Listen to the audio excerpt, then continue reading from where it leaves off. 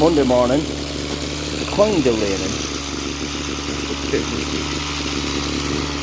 but it's meant to dry up for the week.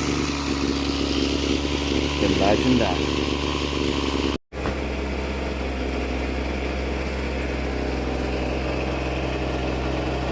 For a varied diet and a healthy lifestyle. Always.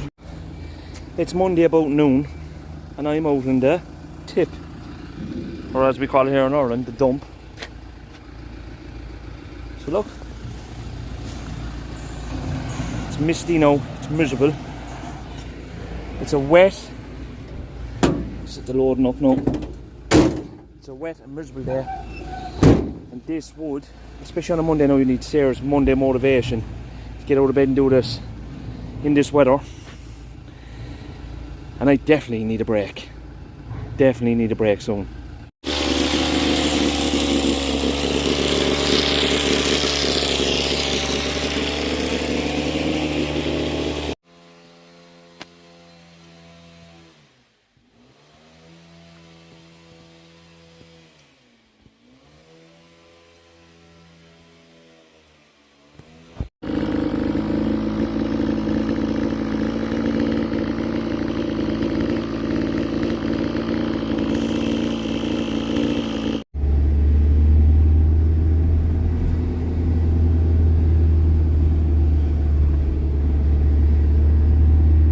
I'm just after getting into the van after doing 2 of 3 jobs that I booked in today, and it has now stopped raining.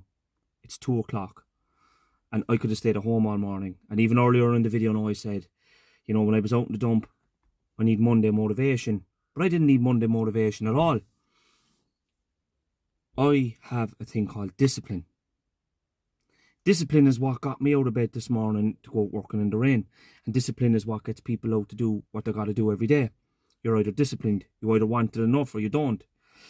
And to be honest with you, know, I don't really enjoy going out, getting wet, being in agony and pain after work, if I'm after working very hard. Especially my job now is extremely physical, and being dirty and sweaty.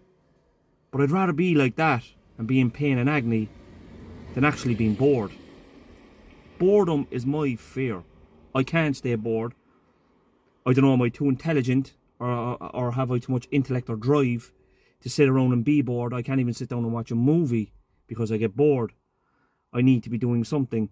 And the only time I actually do something, or do nothing, my apologies, the only time I actually do nothing is when I'm renewing my reserves for the week. So I might do absolutely nothing on a Sunday because I'm resting and renewing my reserves because I know I'm going to need so much energy for the week. So again, it's not motivation that's needed with people, it's discipline.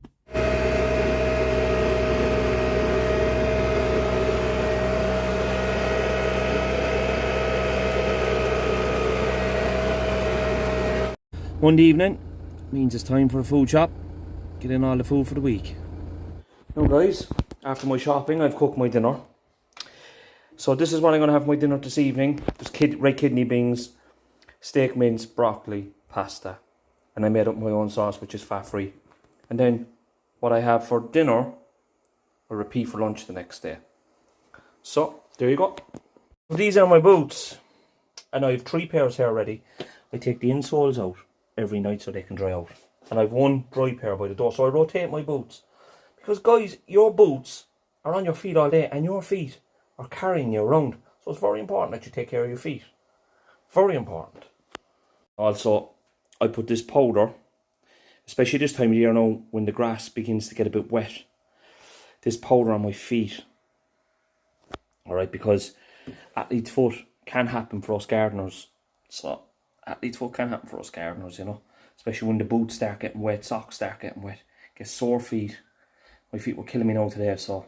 I think this morning, look what I've up against me. Wasps all over my van. You ain't getting in here, buddy. His brother with him, look. Woody the Wasp.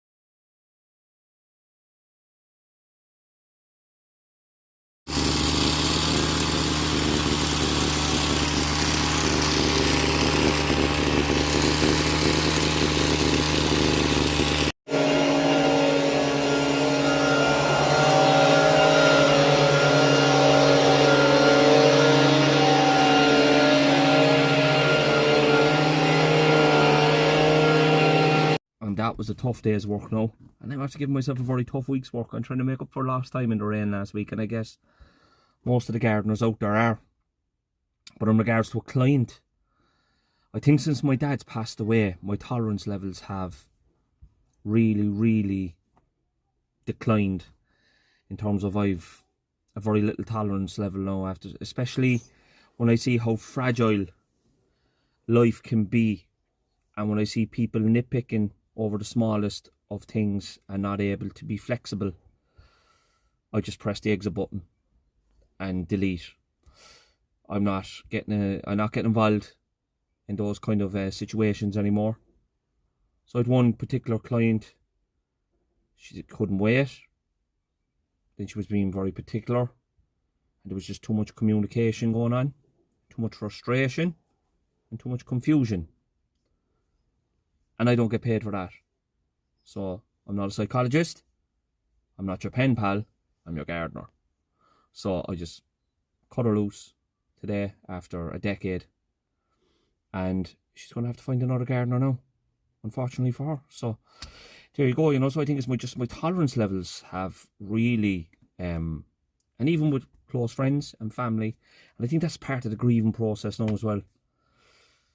You know, I've had people come out to me. Some people tell me it's time for me to move on. Some people tell me get counselling. Some people commend me how strong I've been. You'll have all these different opinions, and what I usually do is I take all these opinions on board, I put them into a pot, I stir them around, and I come up with my own conclusions.